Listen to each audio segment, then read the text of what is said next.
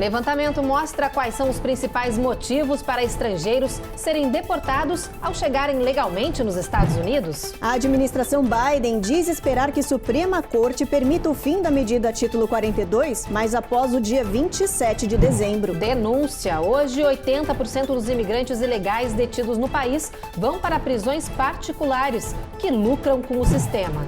O governo anuncia que em 2022 apreendeu fentanil suficiente para matar todos os cidadãos do país. E hoje começa oficialmente o inverno. E atenção, 80% do país está sob alerta para a tempestade gelada que vai derrubar as temperaturas.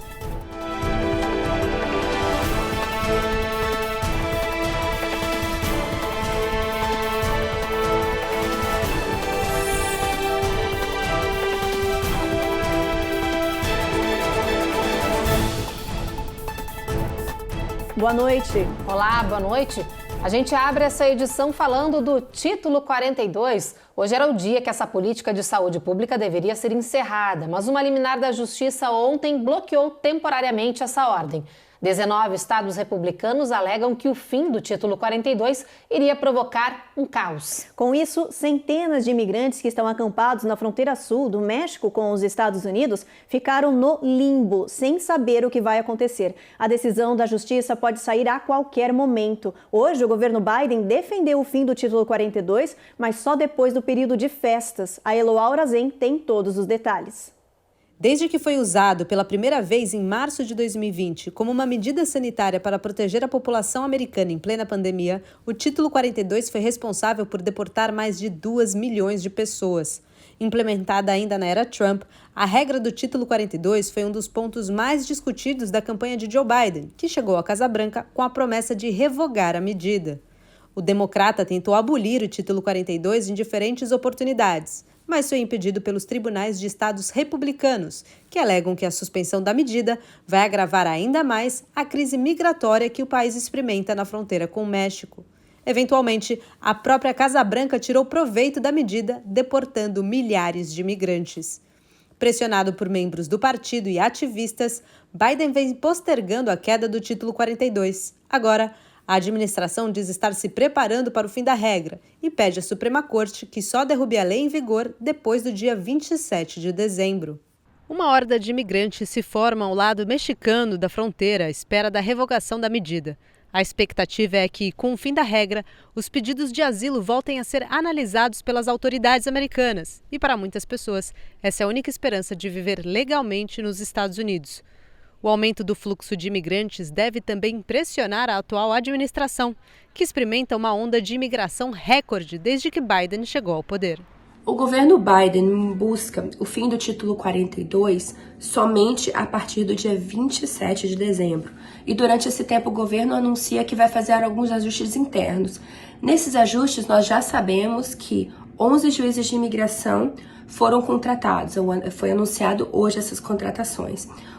A expectativa do fluxo de imigrantes cruzando a fronteira, no momento ele está de 1.700 e a expectativa do aumento é para 3.500 por dia, isso é uma das estimativas.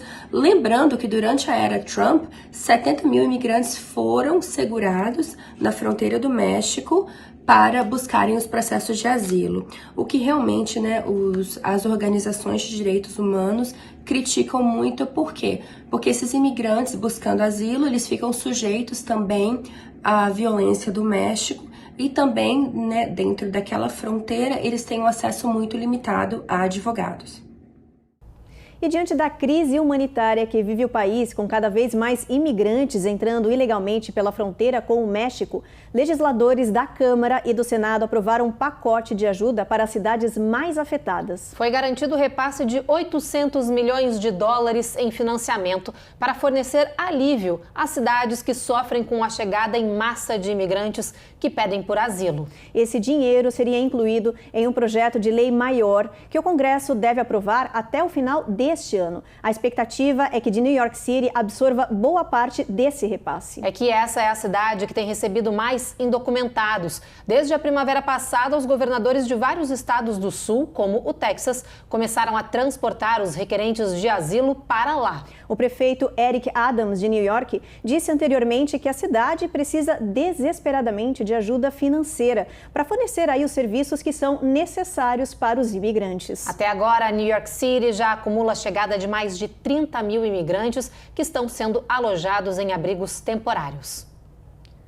Agora, olha só essa notícia. Você sabia que 80% dos imigrantes detidos na fronteira são levados para prisões particulares?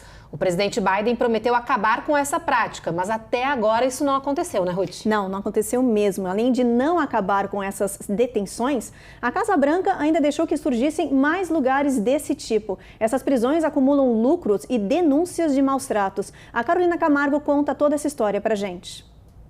4 em cada 5 imigrantes detidos pelo governo americano estão presos em instalações privadas.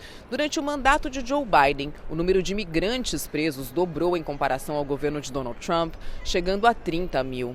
Durante sua campanha em eleição em 2020, Biden prometeu fechar as prisões com fins lucrativos, o que até então não aconteceu. O problema das prisões privadas são os relatos de péssimas condições, maus tratos e precariedade nos cuidados com os apreendidos.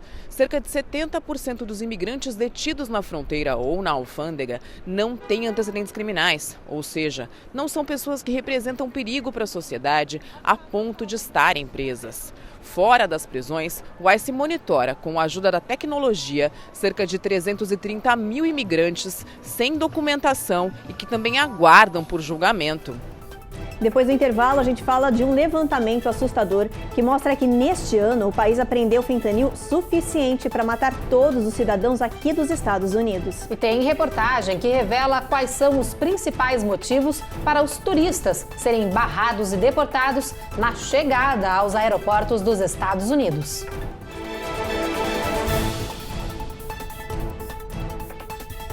Américas no ar. Oferecimento Rejuve Chef. Melhore agora sua qualidade de vida. Perm Shield. Precisando construir ou reformar seu ambiente? Temos o piso ideal para você. Acesse permshield.com.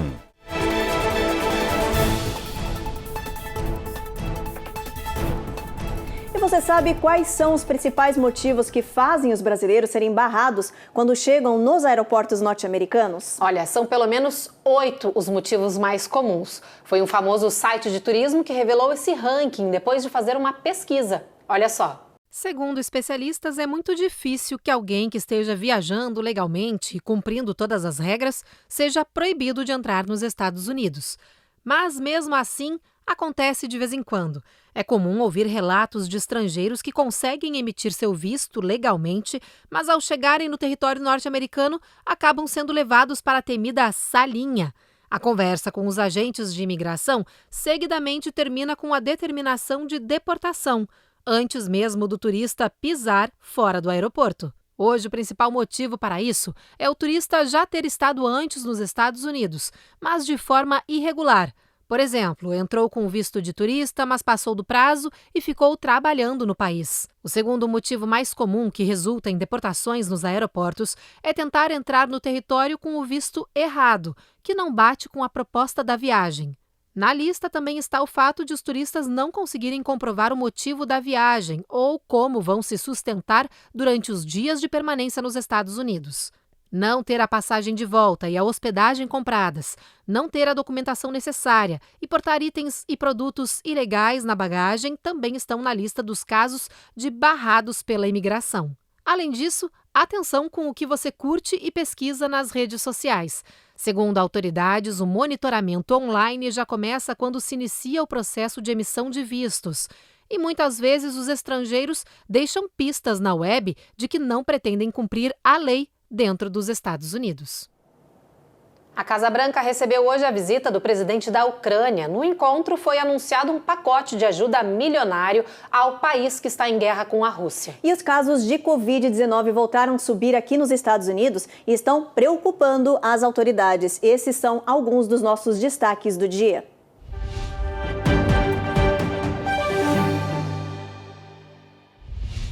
O CDC informou que o número de pessoas doentes com Covid-19 aumentou 14% em apenas uma semana. São mais de 5 mil internações por dia.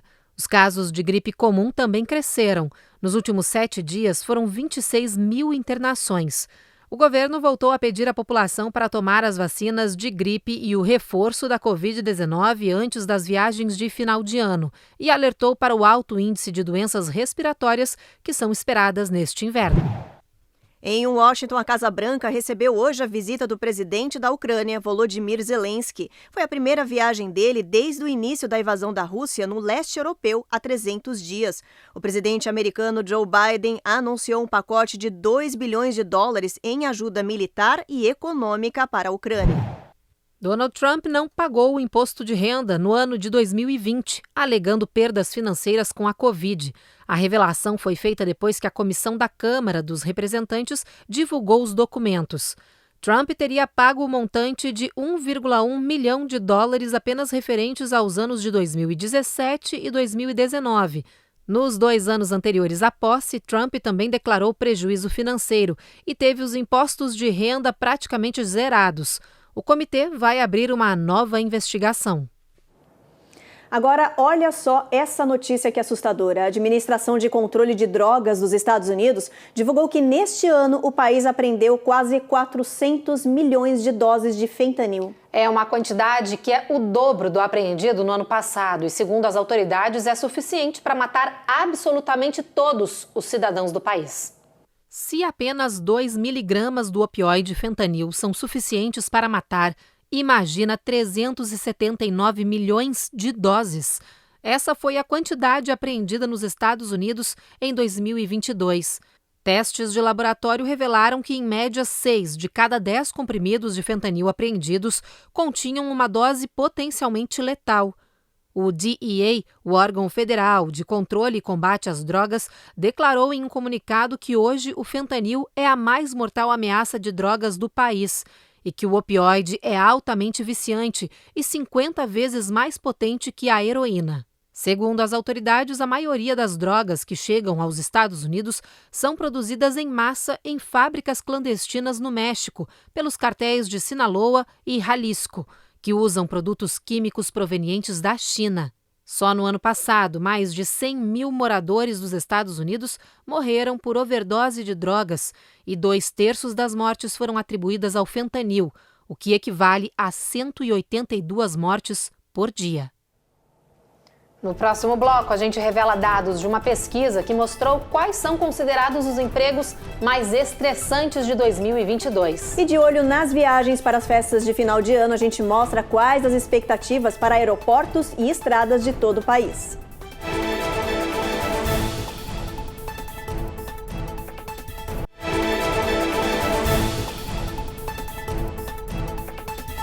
Em tempos de crise econômica e recuperação de pandemia, nem sempre é fácil ter disposição para ir trabalhar, né, gente? Pois é, olha, agora imagina como fica a vida das pessoas que têm os trabalhos mais estressantes. Aliás, você sabe quais são esses empregos? Olha, saiu o ranking dos trabalhos mais estressantes de 2022. Será que o seu está nessa lista? Olha só. Um levantamento do Departamento do Trabalho mostra que a maioria das pessoas vai passar pelo menos 1/3 de suas vidas no trabalho.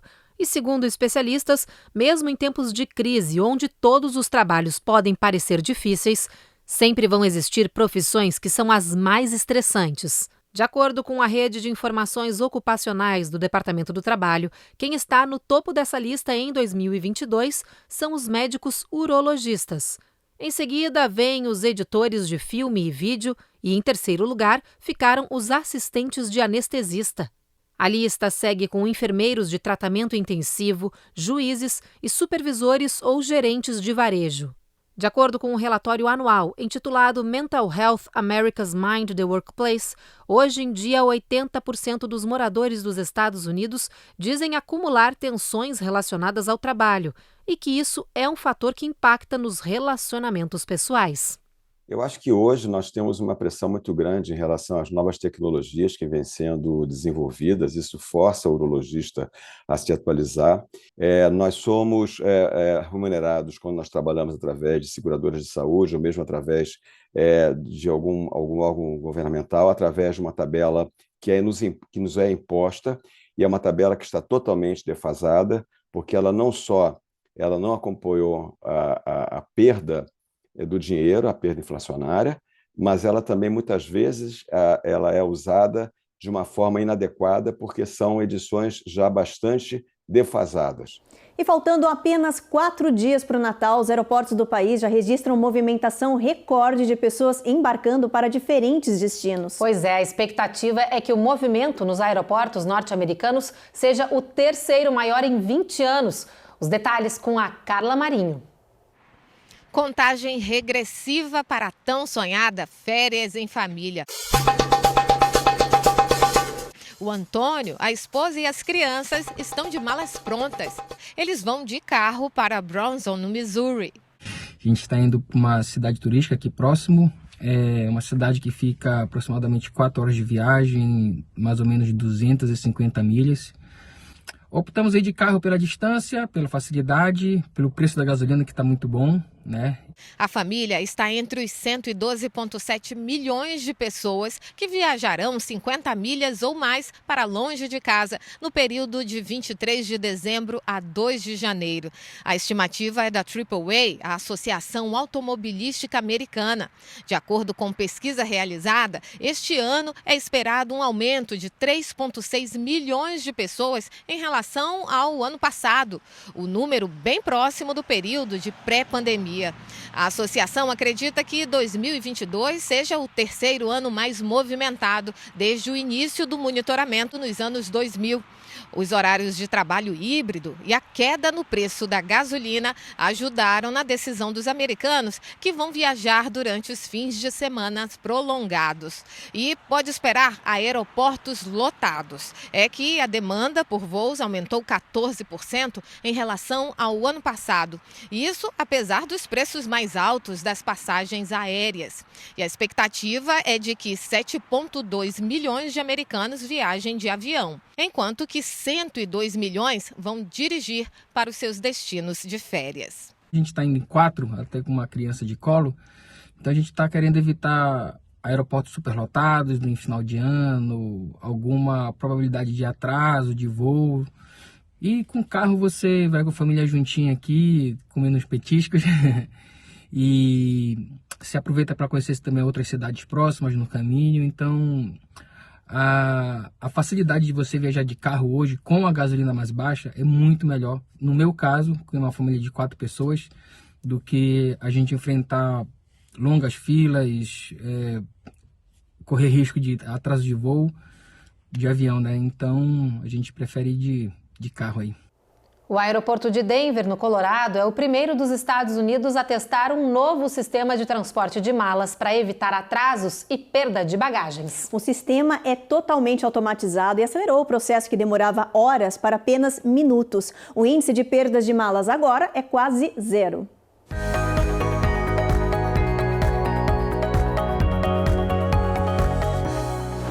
Cansada de perder malas em viagens, esta passageira disse que comprou uma tag da Apple e colocou na bagagem para poder rastrear suas coisas sem depender da empresa aérea.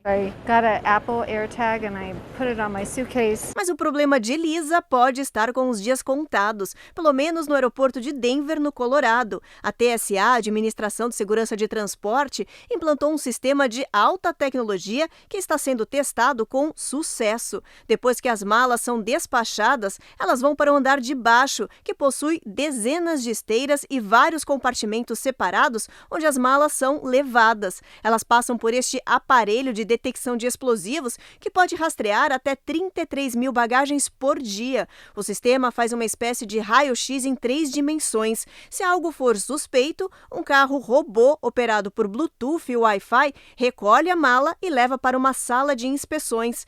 Esses robôs aceleraram o sistema que não precisa mais parar e ficar à espera de alguém para recolher as malas. Agora tudo funciona sozinho e de forma eficiente. O processo, que antes demorava horas, hoje não passa de 10 minutos. Isso faz com que os voos decolem na hora certa e com todas as malas a bordo.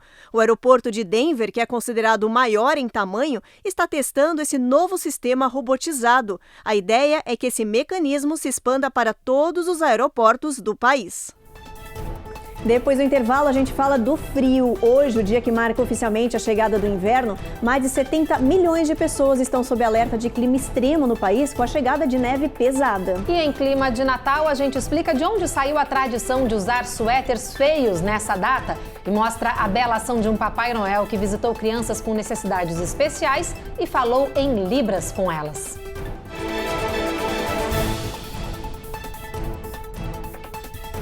Américas no ar. Oferecimento Rejub Chef.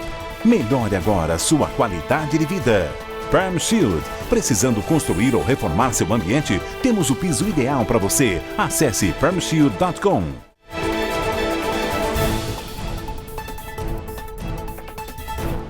Estamos de volta e hoje, dia 21 de dezembro, começa oficialmente o inverno e por isso hoje também é considerado o dia mais curto do ano. Isso mesmo, hoje é o solstício de inverno, aquele que a gente aprendia na escola. E com um dia mais curto e a noite mais longa é bom se preparar porque o frio está chegando e com força a partir de hoje. Os meteorologistas estão alertando que 80% do país vai ser atingido por um trio perigoso: ventos fortes, temperaturas geladas e neve pesada. 70 milhões de pessoas estão sob alerta para essa onda polar vinda do Ártico. Os especialistas falam em um ciclone bomba que pode derrubar as temperaturas para níveis perigosos. Essa tempestade mais intensa, que só acontece uma vez em cada geração, deve atingir principalmente o centro e a costa leste dos Estados Unidos e pode fazer os termômetros registrarem até 40 graus negativos. Por isso, quem for viajar, atenção, precisa de cuidado nas estradas. As autoridades estão avisando que a visibilidade vai cair muito. Pois é, as rodovias vão estar bem perigosas e as autoridades pedem também para as pessoas se prepararem para mudar os planos de Natal se for necessário. Fica aí então o alerta para vocês. Pois é, frio vindo aí, condições não muito boas para viagens. Eu tô preparada, já botei até uma golinha hoje, já tô entrando no clima do frio. Eu vou falar que nem eu falei ontem, olha, eu desejo um bom frio pra vocês. Sacanagem. Eu vou estar lá no Brasil no solzinho. Sacanagem, calma que o mundo é redondo, Ruth Meire. O mundo é redondo. Qualquer hora eu vou pro calorzinho, tu vai ficar no frio. Tem que ter esse frio de novo aqui, mas eu concordo, é verdade. Isso aí, todo mundo se preparando. Bom, e falando em frio, vamos para a previsão do tempo, gente? Ver como é que vai ficar a temperatura amanhã em todo o país. Olha só, Boston, mínima de 43, chuva em Nova York, Washington também, máxima de 51. Em Orlando, chuva prevista, mas sol em Miami, a máxima de 80 graus. Já no Texas, em Houston, sol entre nuvens e em Dallas, chuva e possibilidade até de neve, gente, 11 graus de mínima. Vamos dar uma olhada agora em Washington, em Seattle, olha, sol entre nuvens, mínima de 21 graus, bastante friozinho, máxima de 24. São Francisco, tempo encoberto também, Los Angeles, sol, máxima de 70 graus e Las Vegas, máxima de 57, mínima de 39, sol entre nuvens, aí vai estar friozinho, né? A gente tá vendo, né, Ruth, as temperaturas caindo bastante aí no mapa. Se prepara, a gente já avisou, olha. E faltando poucos dias para o Natal, a gente tem uma pergunta. Vocês sabem de onde surgiu a tradição dos suéteres natalinos feios aqui no país? Bom, nós fomos investigar e descobrimos que esses modelitos tradicionais de Natal surgiram na década de 50, mas de uma forma um tanto quanto mais discreta. Esses suéteres de Natal só ganharam extravagância e popularidade nos anos 80, graças ao boom da cultura pop dos comediantes que começaram a usar essas roupas em apresentações e entrevistas durante, claro, o Natal. De lá pra cá, começou uma espécie de competição, gente, para ver quem usava as estampas mais cafonas e divertidas. A tradição teve altos e baixos e nessa última década voltou com tudo. Hoje, o suéter feio de Natal é uma das mais fortes tradições do período de festas aqui no país e redes varejistas enchem as prateleiras todos os anos com os modelos, digamos assim, cafonas. Exatamente. Segundo os norte-americanos, é aí que está a diversão. Usar uma roupa incomum e feia com orgulho faz a noite de Natal ficar ainda mais maravilhosa. Maravilhosa essa Muito notícia, curiosa, né? Adorei. Você vai usar o suéter? Sempre. Ou pijama. A gente sempre fica dividido lá em casa. Ou vai ser pijama ou vai ser suéter. Eu fico no pijama, eu tô a tradição, mas eu vou começar a adotar essa tradição. Afinal de contas, a gente está nos Estados Unidos, haja como americana. Tem que entrar, né? Concordo. Isso aí. Bom, e já que a gente está falando de Natal, pessoal, não tem nada mais tradicional do que o Papai Noel ouvindo os pedidos de presente das crianças, certo? Certo, olha, mas com certeza agora imagina quando esse bom velhinho aí surpreende um grupo de crianças especiais que têm deficiência auditiva. O Papai Noel apareceu num shopping de Maryland e, de repente, começou a conversar por Libras, que é a língua de sinais. As crianças não esconderam a surpresa. Este menino segurou o choro e fez um coração com as mãos. A partir daí, foi só alegria. Os pequenos sentaram ao lado do Papai Noel e fizeram seus pedidos de Natal. Isso aconteceu também no Brasil. Um jovem surdo foi surpreendido por um Papai Noel em Brasília. Ele também sabia a língua dos sinais. Os dois ficaram conversando cerca de 15 minutos. O garoto disse que ficou emocionado em poder falar pela primeira vez com um bom velhinho. Que lindo, né, Ruth? Bastante. Bom, e nesse clima de Natal, de solidariedade e ajuda ao próximo, a gente termina o Jornal de hoje e esperamos vocês de novo amanhã, às 7h30 da noite. Você já sabe, a gente chega sempre depois do Cidade Alerta e você fica agora então com mais um episódio da novela Jesus. Uma boa noite, pessoal. Boa noite.